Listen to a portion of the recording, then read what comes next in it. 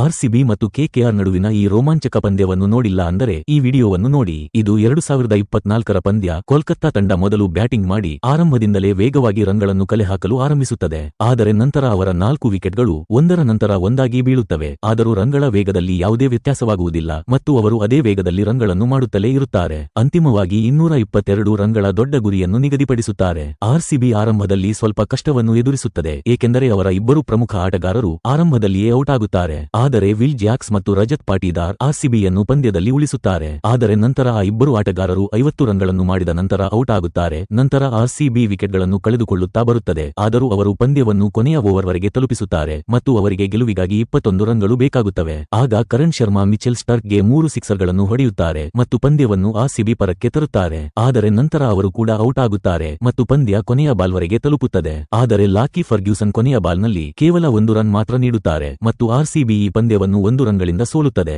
ಸ್ನೇಹಿತರೆ, ಈ ಪಂದ್ಯದ ಲೈವ್ ಅನ್ನು ಯಾರು ನೋಡಿದ್ದೀರಾ ಕಮೆಂಟ್ ಮೂಲಕ ತಿಳಿಸಿ.